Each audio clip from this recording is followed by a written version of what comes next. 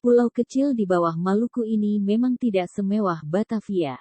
Namun reputasinya mampu menarik orang dari belahan dunia lain untuk datang dan menikmati kekayaan alamnya yang melimpah.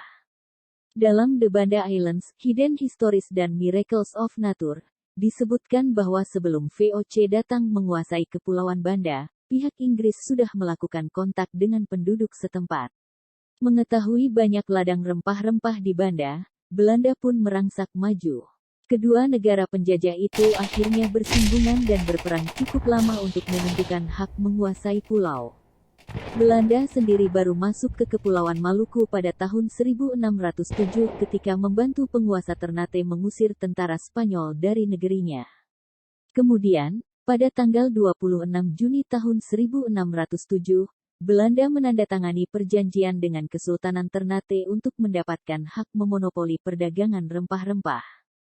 Dalam perang tersebut, masyarakat Banda yang dipimpin oleh orang kaya sebagai pemimpin pribumi memihak Inggris.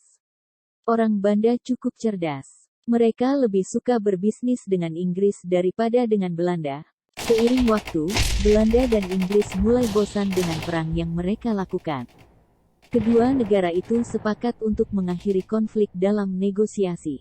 Hasilnya, Belanda siap memberikan New Amsterdam, Manhattan, sekarang New York kepada Inggris demi mendapatkan pulau penghasil pala di dunia tersebut. Setelah memperoleh hak atas Kepulauan Banda, Belanda segera melakukan kontak dengan masyarakat Banda.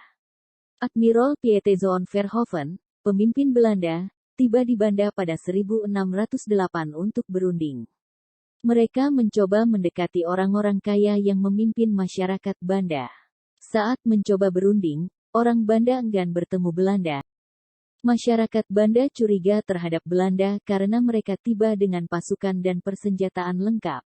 Akhirnya orang-orang Banda itu mengelabui pihak Belanda untuk mengarahkan mereka ke tempat yang telah disiapkan sebagai tempat pertemuan. Tanpa rasa curiga, Verhoeven setuju untuk pertemuan tersebut, karena dia merasa perlu untuk mendapatkan kepercayaan orang-orang Banda seperti yang Inggris terima. Verhoeven didampingi beberapa anak buahnya. Namun setelah sampai di titik pertemuan, Verhoeven tidak menemukan siapapun. Dia kemudian memerintahkan penerjemahnya, Adrian Elsevier, untuk mencari masyarakat Banda. Alih-alih disambut, Elsevier dihadang oleh sejumlah orang yang bersenjata. Penerjemah kemudian menjelaskan bahwa mereka datang dengan tujuan untuk melakukan negosiasi seperti yang dijanjikan.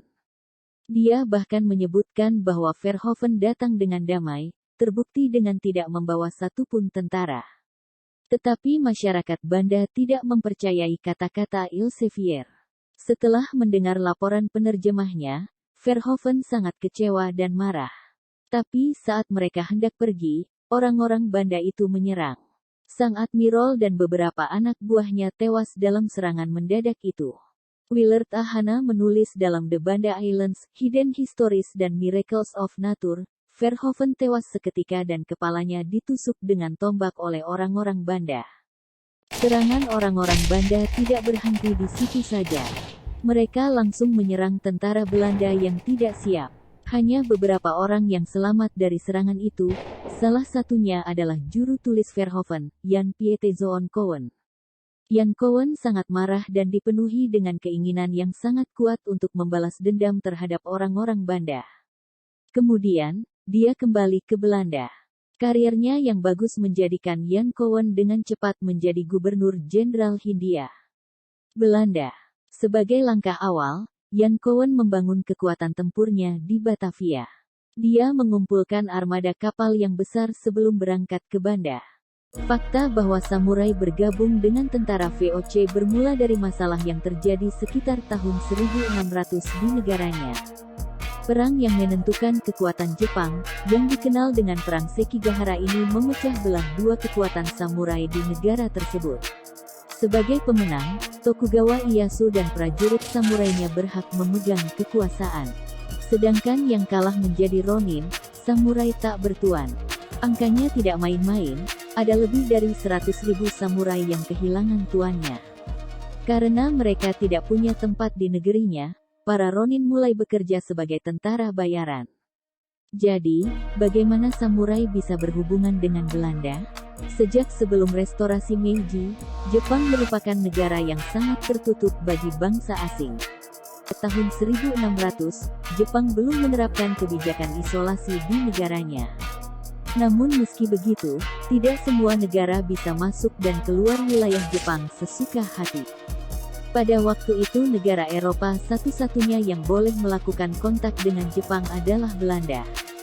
Sebelumnya Portugis, tetapi mereka bermain agama sehingga orang Jepang mengusirnya keluar.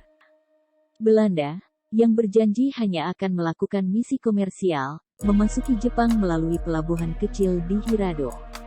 Namun tak lama setelah melakukan kontak di sana, pihak Belanda memutuskan untuk pindah ke Dejima, Nagasaki, karena merasa membutuhkan wilayah perdagangan yang lebih luas. Satu tempat administrasi khusus untuk Belanda ada di Hirado dan Dejima. Pemerintah Belanda yang mengetahui di mana para Ronin itu akhirnya menyewa mereka untuk tujuan penaklukan. Para Ronin itu ditempatkan ke dalam kesatuan khusus. Pada tanggal 23 Januari tahun 1613, Hendrik Brouwer mengirimkan surat resmi dari pemerintah Belanda kepada Pieter Bolle untuk menyewa samurai.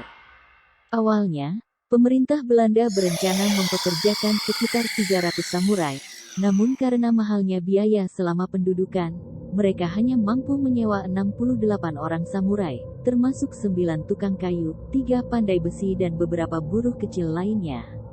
Samurai yang terpilih kemudian menandatangani kontrak dengan pemerintah Belanda. Mereka juga harus mematuhi semua aturan yang dibuat. Salah satunya adalah larangan bermain perempuan. Mereka tidak bisa berkelahi, tidak bisa berjudi, tidak bisa mabuk. Mereka juga harus mengikuti perintah atasannya. Setelah semua persiapan dianggap matang, pada tahun 1621, Jan Cowen akhirnya berangkat ke Banda. Kali ini mereka sama sekali tidak berniat untuk bernegosiasi, apalagi ingin memperlakukan orang Banda dengan baik. Jan Cowen segera memerintahkan pasukannya untuk menguasai Banda dan isinya. Jan Cowen kemudian mengumpulkan seluruh penduduk Banda di sebuah lapangan luas untuk menyaksikan eksekusi orang-orang kaya yang dahulu hampir membunuhnya. Disinilah peran samurai dimulai. Mereka bergabung dengan tentara VOC sebagai eksekutor karena pemerintah Belanda mengetahui keterampilan pedang para samurai dan senjata yang mereka gunakan dapat dengan mudah memotong tulang. Samurai Jepang ini mengeksekusi 8 orang kaya dan beberapa warga lainnya yang sebelumnya ditempatkan dalam kurungan yang sangat kecil. Orang kaya itu dipenggal, dan tubuh mereka dibagi menjadi 4 bagian. Setelah itu kepala mereka dipenggal dan diseret di depan umum. Tujuan eksekusi VOC di depan umum adalah untuk memperingatkan warga lain yang berani berbuat macam-macam dengan pemerintah Belanda. Berbeda dengan di Banda, para samurai Jepang yang ada di Maluku justru menjadi korban tentara VOC. Pada tahun 1623, samurai Maluku adalah prajurit yang disewa oleh pemerintah Inggris. Pembantaian para samurai dan beberapa orang yang terlibat dengan pemerintah Inggris dilakukan karena pihak Belanda mencurigai pihak Inggris menyewa samurai untuk memata-matai mereka. Suatu ketika, ada seorang samurai yang berjalan di sekitar benteng pemerintah Belanda. Kemudian dia berhenti dan bertanya kepada tentara Belanda bagaimana cara mempertahankan benteng. Merasa curiga, tentara Belanda kemudian menangkap samurai tersebut. Sejak itu, Belanda mulai mengejar tentara Inggris dan samurai Jepang. Sampai akhirnya mereka dieksekusi. Menurut data yang diperoleh dari arsip pemerintah Inggris, amboina.org, 10 samurai Inggris dan 9 orang dieksekusi oleh pemerintah Belanda.